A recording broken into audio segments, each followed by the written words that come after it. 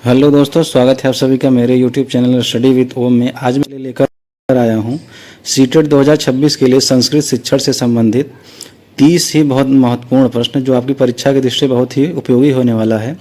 तो आप वीडियो के माध्यम से कम 2 से 3 प्रश्न अपनी परीक्षा पुस्तिका में आसानी से हल कर पाएंगे। तो आशा करते हैं कि आप वीडियो को लास्ट तक जरूर देखेंगे और हमारे चैनल पर नए होंगे तो वीडियो को लाइक और चैनल को सब्सक्राइब जरूर करेंगे। तो साथियों, चलिए शुरू करते हैं। हमारा पहला सवाल है, भाषायाः, ध्यान से सुनिएगा दोस्तों, भाषायाः प्राथमिकम रूपम किम अस्ति, यानी कि भाषा का प्राथमिक रूप क्या है। ध्यान से देखिएगा दोस्तों, भाषा का प्राथमिक रूप क्या है। ऑप्शन है लिखित रूपम यानी लिखित रूप, मौखिक रूपम यानी मौखिक रूप, सांकेतिक रूपम यानी सांकेतिक रूप या व्याकरण रूप। तो दोस्तों, भाषायाः प्राथमिकम रूपम किम अस्ति, तो भाषा का प्राथमिक रूप क्या है। तो दोस्तों, इसका सही उत्तर क्या हो जाएगा? सी उत्तर हो जाएगा दोस्तों, सांकेतिक रूपम, यानी सी ऑप्शन सही हो जाएगा, सांकेतिक रूपम। तो इस प्रश्न का सही उत्तर हो जाएगा सी ऑप्शन। अगला प्रश्न देखते हैं दोस्तों, बहुत ही इंपॉर्टेंट प्रश्न है, आप वीडियो को लास्ट तक जरूर देखिएगा, बहुत ही इंपॉर्टेंट प्रश्न है ये सभी। अगला प्रश्न है हमारा, श्रवणम भाषणम पठनम लेखनम च एतानि चत्वारि कानि सन्ति, यानी कि सुनना, बोलना, पढ़ना और लिखना, ये चारों क्या हैं। ऑप्शन है भाषा गुणाः, यानी भाषा के गुण हैं। बी ऑप्शन है भाषा कौशलानि, यानी भाषा के कौशल हैं। सी ऑप्शन है भाषा दोषा, यानी भाषा के दोष हैं। डी ऑप्शन है भाषात तत्वानि, यानी भाषा के तत्व हैं। तो दोस्तों, श्रवणम भाषणम पठनम लेखनम, सुनना, बोलना, पढ़ना और लिखना, ये चारों क्या हैं। तो दोस्तों, इसका सही उत्तर हो जाएगा भाषा कौशलानि। क्या है दोस्तों? भाषा कौशलानि, यानी भाषा के कौशल हैं ये सभी। ठीक है, तो इस प्रश्न का बी ऑप्शन सही हो जाएगा। अगला प्रश्न देखते हैं दोस्तों, आप वीडियो को लास्ट तक जरूर देखिएगा क्योंकि ये सभी प्रश्न परीक्षा में आने वाले प्रश्न हैं। अगर आप ये वीडियो देखेंगे पूरा तो कम से कम 2 से 3 प्रश्न आसानी से जरूर ही हल कर पाएंगे। ठीक है, तो अगला प्रश्न देखते हैं दोस्तों। अगला प्रश्न है हमारा, उत्पादक कौशलेषु कस्य समावेशः भवति। ऑप्शन है, मतलब इसका मतलब क्या है, उत्पादक कौशलों में किसका समावेश होता है। ऑप्शन है श्रवणम पठनम च, यानी सुनना और पढ़ना। बी ऑप्शन है पठनम लेखनम च, यानी पढ़ना और लिखना। सी ऑप्शन है भाषणम लेखनम च, यानी बोलना और लिखना। डी ऑप्शन है श्रवणम भाषणम च, यानी सुनना और बोलना। तो दोस्तों, उत्पादक कौशलेषु कस्य समावेशः भवति, यानी उत्पादक कौशलों में किसका समावेश होता है। तो दोस्तों, इस प्रश्न का सही उत्तर हो जाएगा सी ऑप्शन, भाषणम लेखनम च, यानी बोलना और लिखना। ठीक है, तो इस प्रश्न का सी ऑप्शन सही हो जाएगा। अगला प्रश्न देखते हैं दोस्तों, आप वीडियो को लास्ट तक जरूर देखिएगा साथियों। प्रश्न नंबर 4 है हमारा, ध्यान से देखिएगा दोस्तों। प्रश्न नंबर 4 है,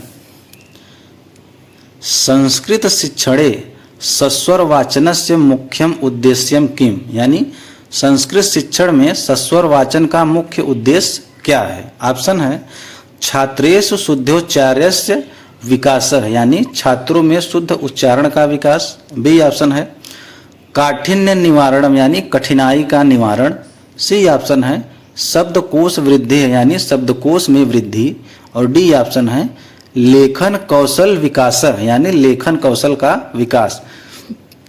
तो दोस्तों, संस्कृत शिक्षण सस्वर वाचनस्य मुख्य उद्देश्यम किम, यानी संस्कृत शिक्षण में सस्वर वाचन का मुख्य उद्देश्य क्या हो जाएगा। दोस्तों, इसका सही उत्तर क्या हो जाएगा, हमें बताइए। तो इसका सही उत्तर हो जाएगा दोस्तों, छात्रेषु शुद्धोच्चारणस्य विकासः, यानी छात्रों में शुद्ध उच्चारण का विकास करना ही संस्कृत शिक्षण में संस्कृत वाचन का मुख्य उद्देश्य है। तो इस प्रश्न का ए ऑप्शन सही हो जाएगा। अगला प्रश्न देखते हैं दोस्तों। अगला प्रश्न है, प्रश्न नंबर 5 है हमारा, कस्याम पद्धतौ संस्कृत भाषायाम संस्कृत माध्यमेन एव पाठ्यते, यानी किस पद्धति में संस्कृत भाषा को संस्कृत माध्यम से ही पढ़ाया जाता है। ऑप्शन है व्याकरण अनुवाद पद्धतौ यानी व्याकरण अनुवाद पद्धति। बी ऑप्शन है प्रत्यक्ष पद्धतौ यानी प्रत्यक्ष पद्धतौ निर्वाध पद्धतौ यानी प्रत्यक्ष या डायरेक्ट मेथड। ठीक है, अगला ऑप्शन है पाठ्य पुस्तक पद्धतौ यानी पाठ्य पुस्तक पद्धति में। डी ऑप्शन है व्याख्या पद्धतौ यानी व्याख्या पद्धति में। तो दोस्तों कस्याम पद्धतौ संस्कृत भाषायाम संस्कृत माध्यमेन एवं पठ्यते यानी किस पद्धति में संस्कृत भाषा को संस्कृत माध्यम से ही पढ़ाया जाता है। तो दोस्तों इस प्रश्न का सही उत्तर हो जाएगा बी ऑप्शन यानी प्रत्यक्ष पद्धतौ या निर्बाध पद्धतौ यानी प्रत्यक्ष या डायरेक्ट मेथड। ठीक है, प्रत्यक्ष या डायरेक्ट मेथड में दोस्तों संस्कृत भाषा को संस्कृत माध्यम से ही पढ़ाया जाता है। तो इस प्रश्न का बी ऑप्शन सही हो जाएगा। अगला प्रश्न देखते हैं दोस्तों बहुत ही इंपॉर्टेंट प्रश्न है। आपसे उम्मीद करते हैं कि आप वीडियो को लास्ट तक जरूर देखेंगे और अपनी तैयारी को मजबूत करेंगे। अगला प्रश्न है हमारा व्याकरण शिक्षणस्य श्रेष्ठा पद्धति का मन्यते। तो दोस्तों व्याकरण शिक्षण की सर्वश्रेष्ठ पद्धति कौन सी मानी जाती है। ऑप्शन है निगमन पद्धति यानी निगमन पद्धति, आगमन पद्धति यानी आगमन पद्धति। सी ऑप्शन है पाठ्य पुस्तक पद्धति यानी पाठ्य पुस्तक पद्धति। डी ऑप्शन है कंठस्थीकरण पद्धति यानी कंठस्थीकरण या रटने की पद्धति। तो दोस्तों व्याकरण शिक्षण श्रेष्ठा पद्धति का मान्यते। दोस्तों व्याकरण शिक्षण की सर्वश्रेष्ठ पद्धति इनमें से कौन सी मानी जाती है। तो दोस्तों इसका सही उत्तर हो जाएगा आगमन पद्धति। कौन सी पद्धति दोस्तों, आगमन पद्धति मानी जाती है व्याकरण शिक्षण की श्रेष्ठ पद्धति। तो इस प्रश्न का बी ऑप्शन सही हो जाएगा। अगला प्रश्न देखते हैं दोस्तों बहुत ही इंपॉर्टेंट प्रश्न है, ये सभी पीवाईक्यू क्वेश्चन है। अगला प्रश्न है हमारा भाषा अर्जनम कथम भवति यानी भाषा अर्जन कैसे होता है। ऑप्शन है सायासम अवधान पूर्वकम च यानी प्रयास पूर्वक और ध्यान से। अगला प्रश्न है अनौपचारिकम स्वाभाविकम च यानी अनौपचारिक और स्वाभाविक रूप से।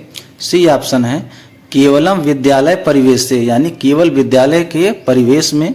डी ऑप्शन है व्याकरण नियमानाम ज्ञानेन यानी व्याकरण के नियमों के ज्ञान से। तो दोस्तों भाषा अर्जनम कथम भवति, ठीक है, तो भाषा का अर्जन कैसे होता है। तो इस प्रश्न का सही उत्तर हो जाएगा अनौपचारिकम स्वाभाविकम च यानी अनौपचारिक और स्वाभाविक रूप से भाषा अर्जन होता है। ठीक है, तो इस प्रश्न का बी ऑप्शन सही हो जाएगा। अगला प्रश्न देखते हैं दोस्तों।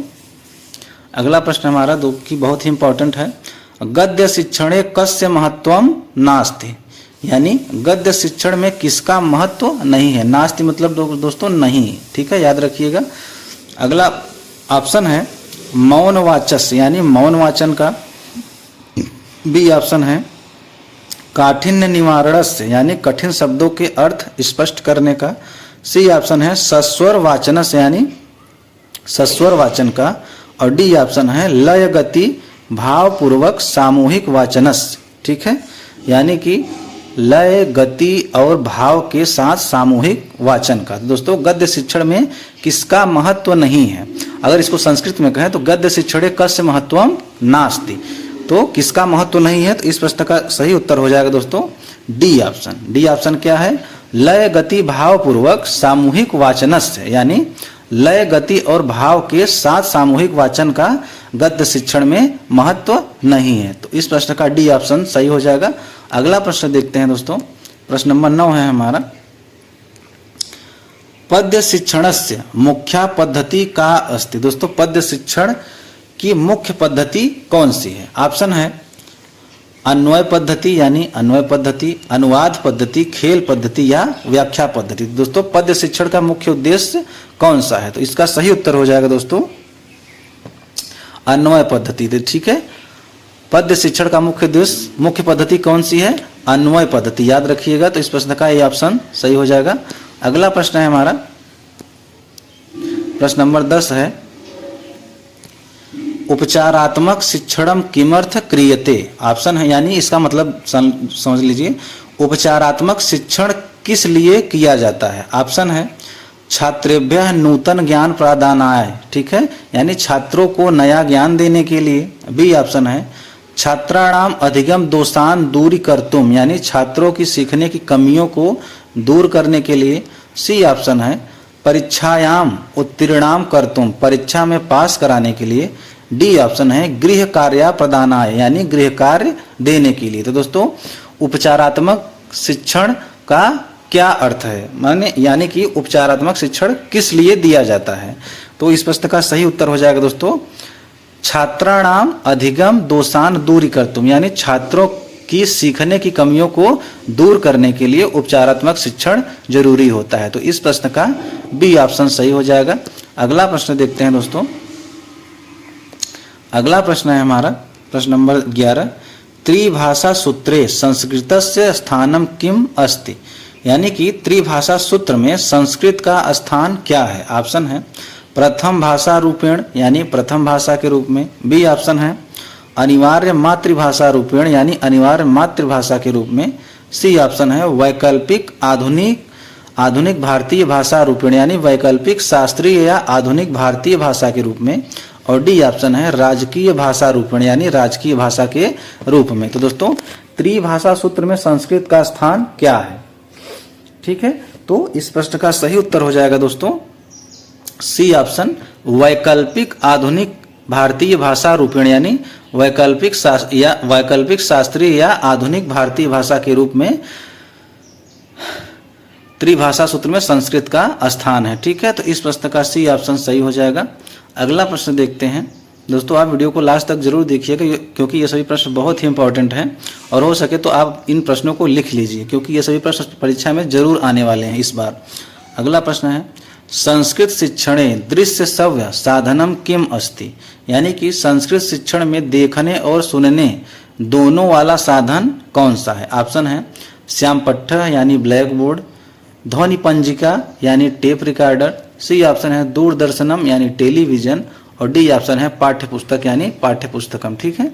तो संस्कृत शिक्षण दृश्य श्रव्य साधनम इनमें से कौन सा है। दृश्य और श्रव्य की बात, देखने और सुनने वाला साधन इनमें से कौन सा है। तो वह कौन सा है दोस्तों दूरदर्शनम यानी टेलीविजन, ठीक है। टेलीविजन को हम सुन भी सकते हैं और देख भी सकते हैं। तो इस प्रश्न का सी ऑप्शन सही हो जाएगा। अगला प्रश्न देखते हैं दोस्तों। प्रश्न नंबर 13 है हमारा, ध्यान से देखिएगा। व्याकरण अनुवाद पद्धति केन नामना अपि ज्ञायते, यानी व्याकरण अनुवाद पद्धति को किस अन्य नाम से भी जाना जाता है। ऑप्शन है प्रत्यक्ष पद्धति, भंडारकर पद्धति। सी ऑप्शन है पाठ्य पुस्तक पद्धति, और डी ऑप्शन है भाषण पद्धति। तो दोस्तों व्याकरण अनुवाद पद्धति केन नामना अपि ज्ञायते, यानी कि व्याकरण अनुवाद पद्धति को किस अन्य नाम से जाना जाता है। तो दोस्तों इसका सही उत्तर हो जाएगा भंडारकर पद्धति, ठीक है। यानी कि व्याकरण अनुवाद पद्धति भंडारकर, ठीक है, इसके भंडारकर ने दिया था, तो इसलिए इस पद्धति का नाम भंडारकर पद्धति पड़ गया। तो इस प्रश्न का बी ऑप्शन सही हो जाएगा। अगला प्रश्न देखते हैं दोस्तों। प्रश्न नंबर 14 है हमारा, भाषा अधिगम कथम भवति। ऑप्शन है भाषा अधिगम कथम भवति, इसका मतलब होता है भाषा अधिगम कैसे होता है। ऑप्शन है स्वाभाविकम अनौपचारिकम च, यानी स्वाभाविक और अनौपचारिक। बी ऑप्शन है सायासम औपचारिकम च, यानी प्रयासपूर्ण और औपचारिक परिवेश में। सी ऑप्शन है केवलम गृह, यानी केवल घर पर। और डी ऑप्शन है जन्मजात प्रक्रिया, ठीक है, यानी जन्मजात प्रक्रिया से। दोस्तों भाषा अधिगम कैसे होता है, तो इस प्रश्न का सही उत्तर हो जाएगा सायासम औपचारिकम च। कौन सा दोस्तों सायासम औपचारिकम च, यानी प्रयासपूर्ण और औपचारिक परिवेश में भाषा अधिगम होता है। तो इस प्रश्न का बी ऑप्शन सही हो जाएगा। अगला प्रश्न है हमारा प्रश्न नंबर 15 है। प्रश्न नंबर 15 है कस्याम पद्धतौ नियमात उदाहरणम प्रति शिक्षण सूत्रस्य अनुसरणम क्रियते, ठीक है, यानी किस पद्धति में नियम से उदाहरण की ओर शिक्षण सूत्र का पालन किया जाता है, ठीक है। ऑप्शन है आगमन पद्धतौ, निगमन पद्धतौ, प्रत्यक्ष पद्धतौ या सूत्र पद्धतौ। तो दोस्तों इनमें से कौन सा सही उत्तर हो जाएगा। तो दोस्तों वह होगा निगमन पद्धतौ। कौन सा निगमन पद्धतौ। निगमन पद्धति में दोस्तों नियम से उदाहरण की ओर शिक्षण सूत्र का पालन किया जाता है। तो इस प्रश्न का बी ऑप्शन सही हो जाएगा। अगला प्रश्न देखते हैं दोस्तों, बहुत ही इंपॉर्टेंट प्रश्न है। प्रश्न है हमारा निदानात्मक परीक्षा किमर्थम क्रियते, यानी निदानात्मक परीक्षा किसके लिए की जाती है। ठीक है, किसके लिए की जाती है। ऑप्शन है छात्रस्य बुद्धिलब्धिम ज्ञातुम, यानी छात्र की बुद्धिलब्धि जानने के लिए। बी ऑप्शन है छात्राणाम अधिगम अंतरालम ज्ञातुम, यानी छात्रों की सीखने की कमियों को, गैप्स को जानने के लिए। सी ऑप्शन है वार्षिक परीक्षाम मूल्यांकना, यानी वार्षिक परीक्षा मूल्यांकन के लिए। और डी ऑप्शन है कंठस्थीकरणस्य परीक्षाय, यानी कंठस्थीकरण की परीक्षा के लिए। ठीक है, तो दोस्तों निदानात्मक परीक्षण किस लिए की जाती है, तो इसका सही उत्तर हो जाएगा दोस्तों छात्राणाम अधिगम अंतरालम ज्ञातुम, यानी छात्रों की सीखने की कमियों को या गैप्स को जानने के लिए निदानात्मक परीक्षण किया जाता है। तो इस प्रश्न का बी ऑप्शन सही हो जाएगा। अगला प्रश्न देखते हैं दोस्तों, प्रश्न नंबर 17 है हमारा, जो कि बहुत ही इंपॉर्टेंट प्रश्न है। तो दोस्तों आशा करते हैं यहाँ वीडियो को लास्ट तक जरूर देखिएंगे, और हमारे चैनल पर नए होंगे तो वीडियो को लाइक और चैनल को सब्सक्राइब जरूर करिएगा। चलिए अगला प्रश्न देखते हैं दोस्तों, प्रश्न नंबर 17 है हमारा, छात्रेषु लेखन कौशलस्य विकासाय किम सर्वाधिकम महत्वपूर्णम, यानी छात्रों में लेखन कौशल के विकास के लिए क्या सबसे अधिक महत्वपूर्ण है। ऑप्शन है सुंदराण अक्षराण, यानी सुंदर लिखावट, व्याकरण शुद्धता यानी व्याकरण की शुद्धता। सी ऑप्शन है विचाराणाम अभिव्यक्ति, यानी विचारों की अभिव्यक्ति। और डी ऑप्शन है श्रुत लेखनम, यानी श्रुत लेख या डिक्टेशन। ठीक है, तो दोस्तों छात्रेषु लेखन कौशलस्य विकासाय किम सर्वाधिकम महत्वपूर्ण है, तो छात्र के लेखन कौशल के लिए सबसे अधिक महत्वपूर्ण क्या है। तो दोस्तों इस प्रश्न का सही उत्तर हो जाएगा दोस्तों विचाराणाम अभिव्यक्ति, यानी विचारों की अभिव्यक्ति। ठीक है, यह लेखन कौशल का सबसे अधिक महत्वपूर्ण अंग है। तो इस प्रश्न का सी ऑप्शन सही हो जाएगा। अगला प्रश्न देखते हैं दोस्तों, प्रश्न नंबर 18 है हमारा, बहुत ही इंपॉर्टेंट प्रश्न है, ध्यान से देखिएगा। प्रश्न नंबर 18 है, कम भाषा शास्त्री उक्तवान यत् बालका भाषा अर्जनम यंत्रेण सह जायन्ते, यानी किस भाषा शास्त्री ने कहा कि बच्चे का भाषा अर्जन तंत्र यानी LAD के साथ पैदा होते हैं। ठीक है, ऑप्शन है BF स्किनर, जीन पियाजे, नोआम चॉम्स्की या लेव वांगोत्स्की। तो दोस्तों किस भाषा शास्त्री ने कहा कि बच्चे का भाषा अर्जन तंत्र जन्म के साथ पैदा होता है। ठीक है, तो इस प्रश्न का सही उत्तर हो जाएगा नोआम चॉम्स्की। ठीक है, कौन कहा था दोस्तों, नोआम चॉम्स्की ने कहा था। तो इस प्रश्न का सी ऑप्शन सही हो जाएगा। अगला प्रश्न देखते हैं दोस्तों, अगला प्रश्न है हमारा प्रश्न नंबर 19,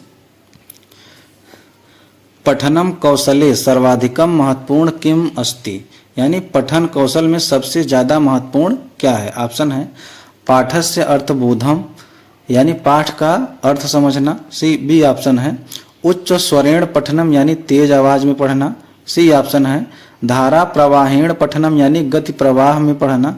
और डी ऑप्शन है अक्षराणाम सम्यक ज्ञानम, यानी अक्षरों का सही ज्ञान होना। तो दोस्तों पठन कौशल में सबसे ज्यादा महत्वपूर्ण क्या है, तो दोस्तों इस प्रश्न का सही उत्तर हो जाएगा पाठस्य अर्थबोध, यानी पाठ का अर्थ समझना ही पठन कौशल का सर्वाधिक महत्वपूर्ण अंग है। ठीक है, तो इस प्रश्न का ए ऑप्शन सही हो जाएगा।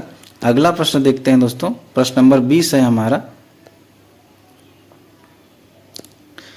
20 है प्रश्न नंबर, रचनात्मक मूल्यांकनस्य मुख्य उद्देश्यम किम, यानी रचनात्मक मूल्यांकन का मुख्य उद्देश्य क्या है। ऑप्शन है छात्राणाम श्रेणीकरणम, यानी छात्रों का श्रेणीकरण या ग्रेड देना।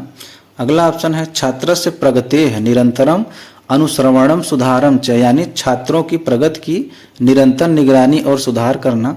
सी ऑप्शन है सत्रांत परीक्षा, यानी सत्र के अंत में परीक्षा लेना। और डी ऑप्शन है उत्तीर्ण अनुत्तीर्ण घोषित करणम, यानी पास फेल घोषित करना। तो दोस्तों रचनात्मक मूल्यांकनस्य मुख्य उद्देश्यम किम, तो रचनात्मक मूल्यांकन का मुख्य उद्देश्य क्या है। तो दोस्तों इसका सही उत्तर हो जाएगा बी ऑप्शन। कौन सा दोस्तों, बी ऑप्शन छात्रस्य प्रगतेः निरंतरम अनुश्रवणम सुधारम च, यानी छात्रों की प्रगति की निरंतर निगरानी और सुधार करना ही रचनात्मक मूल्यांकन का मुख्य उद्देश्य होता है। तो इस प्रश्न का बी ऑप्शन सही हो जाएगा। अगला प्रश्न देखते हैं दोस्तों, प्रश्न नंबर 21 है हमारा। खंडान्वय पद्धतौ प्रश्नाः कीदृशाः भवन्ति, यानी कि खंडान्वय पद्धति में प्रश्न किस प्रकार के होते हैं। ऑप्शन है व्याकरणम संबंधिन, व्याकरण से संबंधित। बी ऑप्शन है विषय वस्तु संबंधिन, यानी विषय वस्तु या साहित्य से संबंधित। सी ऑप्शन है सुक्ति संबंधिन, यानी सुक्तियों से संबंधित। डी ऑप्शन है केवल संधि संबंधिन, यानी केवल संधि से संबंधित। दोस्तों खंडान्वय पद्धतौ प्रश्ना कीदृशाम भवन्ति, यानी खंडान्वय पद्धति में प्रश्न किस प्रकार के होते हैं। तो दोस्तों इसका सही उत्तर हो जाएगा विषय वस्तु संबंधिना, यानी विषय वस्तु और साहित्य से संबंधित होते हैं खंडान्वय पद्धति में। तो इस प्रश्न का बी ऑप्शन सही हो जाएगा। अगला प्रश्न है हमारा दोस्तों, बहुत ही इंपॉर्टेंट प्रश्न है, वीडियो को लास्ट तक जरूर देखिएगा साथियों। और हमारे चैनल पर नए होंगे तो वीडियो को लाइक और चैनल को सब्सक्राइब जरूर करिएगा, ताकि मेरा अगला वीडियो आप तक जरूर पहुँच सके और अपनी तैयारी को मजबूत कर सकें। अगला प्रश्न है हमारा, कस्याम पद्धतौ छात्रः निष्क्रियः शिक्षकः च सक्रियः भवति, यानी किस पद्धति में छात्र निष्क्रिय और शिक्षक सक्रिय होता है। ऑप्शन है व्याख्या पद्धतौ या व्याख्यान पद्धतौ, ठीक है।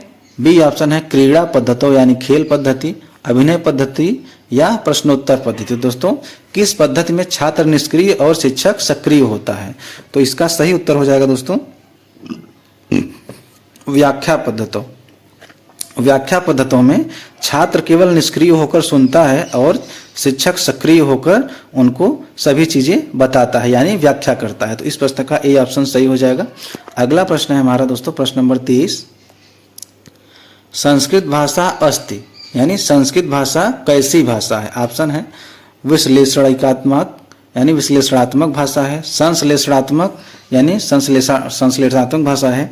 आयोगात्मक या केवल प्राकृत भाषा है। दोस्तों संस्कृत भाषा कैसी भाषा है, तो इसका सही उत्तर हो जाएगा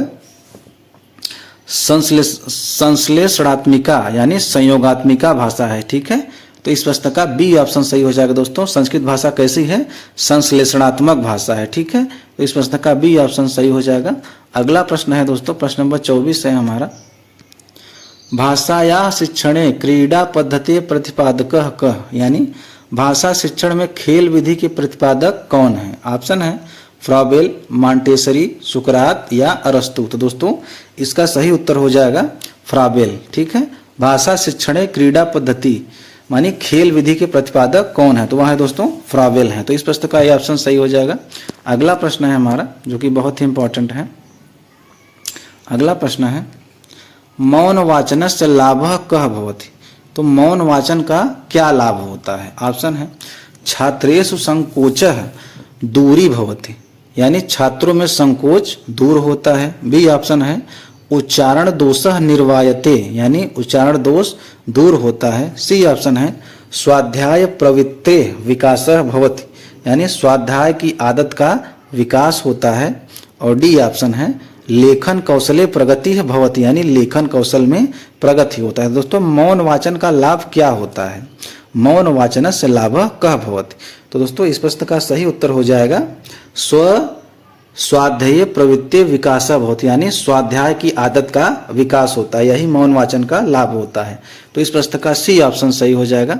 अगला प्रश्न है हमारा दोस्तों, प्रश्न है क विधि सूत्र विधि इति नामना अपि कथ्यते, ठीक है, यानी किस विधि को सूत्र विधि भी कहा जाता है। ऑप्शन है कंठस्थीकरण विधि, यानी रटने की विधि। बी ऑप्शन है परायण विधि। सी ऑप्शन है वाद विवाद विधि और डी ऑप्शन है व्याख्या विधि। तो दोस्तों किस विधि को सूत्र विधि भी कहा जाता है, तो दोस्तों इसका सही उत्तर हो जाएगा कंठस्थीकरण विधि, यानी रटने की विधि को सूत्र विधि भी कहा जाता है। तो इस प्रश्न का ए ऑप्शन सही हो जाएगा। अगला प्रश्न है हमारा दोस्तों, प्रश्न नंबर 27 है समावेशी कक्षायाम संस्कृत शिक्षणाया का पद्धति श्रेष्ठा, यानी समावेशी कक्षा में संस्कृत पढ़ाने के लिए कौन सी पद्धति सर्वश्रेष्ठ है। ऑप्शन है केवल व्याख्यानम पद्धति, यानी केवल व्याख्यान पद्धति। बी ऑप्शन है विभिन्न शिक्षण सामग्री प्रयोग, यानी विविध शिक्षण सहायक सामग्रियों का प्रयोग। सी ऑप्शन है उच्च स्तरीय व्याकरण पाठनम, यानी उच्च स्तरीय व्याकरण पढ़ाना। और डी ऑप्शन है पृष्ठकरण पद्धति यानी पृथक्करण पद्धति, बच्चों को अलग अलग बैठाने की पद्धति, यानी समावेशी कक्षा में संस्कृत पढ़ाने के लिए कौन सी पद्धति सर्वश्रेष्ठ है। तो इस प्रश्न का सही उत्तर हो जाएगा विभिन्न शिक्षण सामग्रीणाम प्रयोग, यानी विविध शिक्षण सहायक सामग्रियों का प्रयोग करके समावेशी कक्षा में संस्कृत पढ़ाने की सर्वश्रेष्ठ पद्धति है। तो इस प्रश्न का बी ऑप्शन सही हो जाएगा। अगला प्रश्न है हमारा दोस्तों, बहुत ही इंपॉर्टेंट है। प्रश्न है राष्ट्रीय शिक्षा नीति NEP 2020 अनुसारेण संस्कृतस्य स्थानम किम अस्ति। ऑप्शन है, यानी कि इसका मतलब समझिए NEP 2020 के अनुसार संस्कृत का स्थान क्या है। ऑप्शन है एकम अनिवार्यम विषयम रूपेण, यानी एक अनिवार्य विषय के रूप में। बी ऑप्शन है त्रिभाषा सूत्रे एक वैकल्पिक शास्त्रीय भाषा विकल्प रूपेण, यानी त्रिभाषा सूत्र में एक वैकल्पिक शास्त्रीय भाषा विकल्प के रूप में। सी ऑप्शन है केवलम शोध कार्येषु, केवल शोध कार्य में। और डी ऑप्शन है विदेशी भाषा रूपेण, यानी विदेशी भाषा के रूप में। तो दोस्तों इस प्रश्न का सही उत्तर क्या हो जाएगा? बी ऑप्शन त्रिभाषा एक वैकल्पिक। सी ऑप्शन सही हो जाएगा त्रिभाषा सूत्रे एक वैकल्पिक शास्त्रीय भाषा विकल्प रूपेण, यानी त्रिभाषा सूत्र में एक वैकल्पिक शास्त्रीय भाषा विकल्प के रूप में संस्कृत का स्थान है NEP 2020 के अनुसार। ठीक है, तो इस प्रश्न का बी ऑप्शन सही हो जाएगा। अगला प्रश्न देखते हैं दोस्तों, बहुत ही इंपॉर्टेंट प्रश्न है। प्रश्न है हमारा व्यापक मूल्यांकने कस्य समावेशः भवति, यानी व्यापक मूल्यांकन में किसका समावेश होता है। ऑप्शन है केवलम शैक्षिक क्षेत्र से, केवल शैक्षणिक क्षेत्र का। बी ऑप्शन है केवलम सह शैक्षिक क्षेत्र से, यानी केवल सह शैक्षिक क्षेत्र का। सी ऑप्शन है शैक्षिकम सह शैक्षिकम च द्वयो क्षेत्रयो, यानी शैक्षणिक और सह शैक्षणिक दोनों क्षेत्रों का। डी ऑप्शन है केवलम परीक्षांका नाम, यानी केवल परीक्षा के अंकों का। तो दोस्तों व्यापक मूल्यांकन कस्य समावेशः भवति, तो व्यापक मूल्यांकन में किसका समावेश होता है। तो दोस्तों इसका सही उत्तर हो जाएगा दोस्तों